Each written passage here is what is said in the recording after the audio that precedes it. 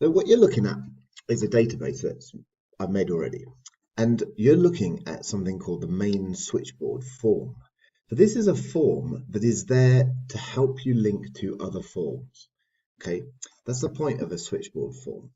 So we're going to learn in this video how to make them. They're very simple, but more what we're going to do is think about why we would want to make them and how many we want to make and what kinds of things that they're going to be able to do, because this is really going to tie in all of the user interface.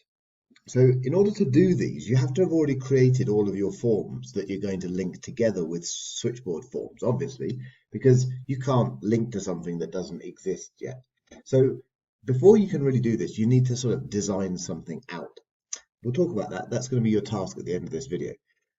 Let's have a look at how it works first so you get the idea. So this is my main switchboard form for this shop. So it's asking me, do I want to enter or view my stuff in the shop or find stuff? So if I hit enter or view, it pops up another little switchboard form. So this is a switchboard form, but this is just telling me what stuff I can enter or view. It doesn't give me all of the options of finding stuff as well. So if I wanted to view customers or enter customers, I click on this button and I open up, and it opens up my customers form, and I can add a customer like this. Okay, I'm then going to, close that.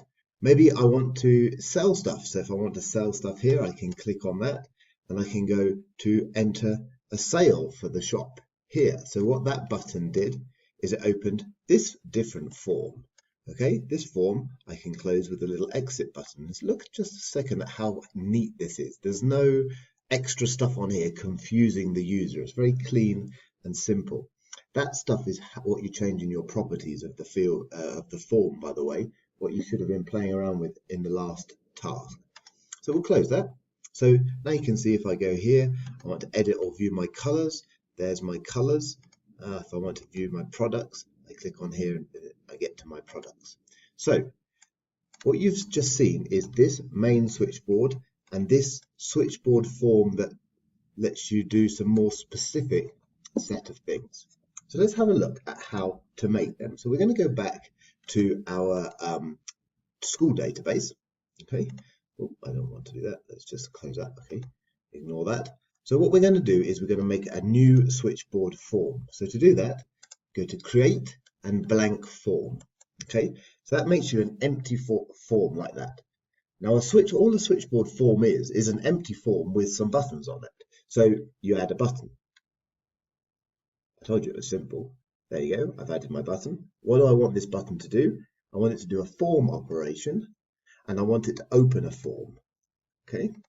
Now I've only got one form in this database so far, and that's my student form. So I can click on that and go to next. Say yes, show all of the records. And here I'm going to give it a title. Enter student. Hit next. Finished. And there we go.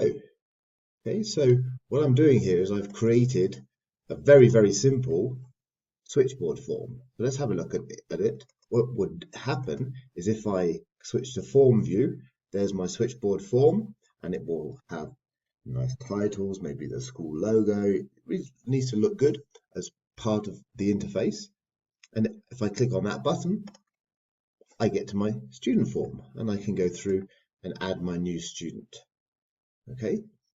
Now, there's a lot of differences between the way this database looks and the one that you just saw, the shop database, the finished one. And that's for two reasons. Number one, there's a lot of more functionality in that shop database. And that's one thing that you have got in your school database that I haven't got here in lots of different forms. So all of those parameter queries that you designed, that you were going to make in that video number 9, all of those you need to create a form for. You need to create forms for entering the students. Maybe you want to create some forms to search for different kinds of things, like to find certain team lists. Maybe you want to create a way to be able to print out the reports. So your task now is in OneNote, you need to design the navigation of what your database will look like. Okay, so this is a diagram to show what forms are going to exist in your database and how those forms link up to make a interface. Okay, once you've done it in OneNote, then you need to make it happen in Access. Okay, that's your task. Go for it.